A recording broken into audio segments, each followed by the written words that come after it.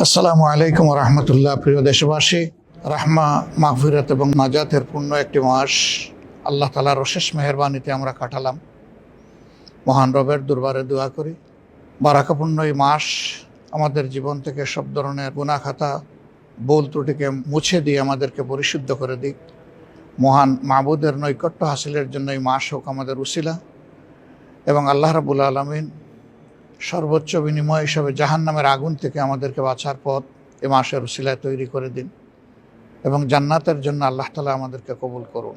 বিগত 15.5 বছরের প্রচণ্ড দুঃশাসনের পর এবারকার ঈদ জাতীয় জীবনে একটি নূতন মাত্রা নিয়ে হাজির হয়েছে।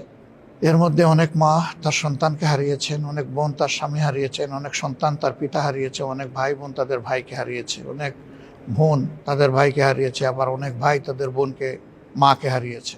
শুধু তাই না, আল্লাহর বেশ কিছু বান্দাবান্দি এখনও কোথায় আছেন যাদেরকে অপহরণ করে আয়নাগর নামক নিকৃষ্ট জায়গায় নিয়ে যাওয়া হয়েছিল।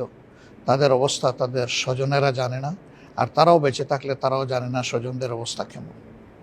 মহান রবের দরবারে দোয়া করি জুলুমের শিকার হয়ে দুনিয়া থেকে যারা বিদায় নিয়েছেন, আল্লাহ তাদের সকলকে শহীদ হিসাবে কবুল করুন।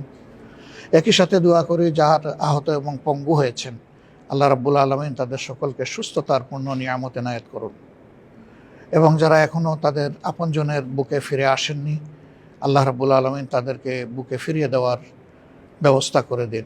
অতীব দুঃখের সাথে বলতে হয়, আজ যখন আমরা ঈদ উদযাপন করতে যাচ্ছি, তখন স্বৈরাচারের জুলুমের প্রতীক জনাব এটিএম আজহারুল ইসলাম, বাংলাদেশ জামাত ইসলামীর কেন্দ্রীয় নেতা, তিনি এখনও কারাগারেই বন্দি জীবনযাপন করছেন।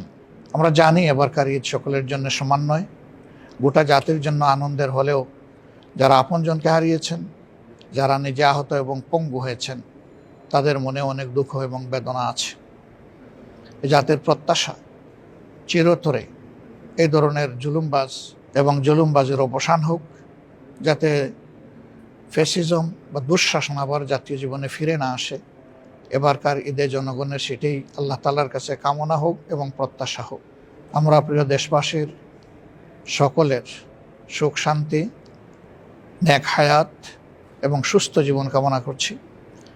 বাংলাদেশকে আল্লাহ রাব্বুল আলামিন সব ধরনের আভ্যন্তরীণ এবং বাহ্যিক ষড়যন্ত্রের হাত থেকে রক্ষা করুন, এবং এই দেশটাকে আল্লাহ রাব্বুল আলামিন একটা শান্তির দেশ হিসাবে কোরআনের আলোকে, এই কোরআন নাজিলের যে মাস, এই মাসের উসিলায় আল্লাহ তাআলা এই দেশকে গড়ে তোলার তৌফিক এই জাতিকে দান করুন।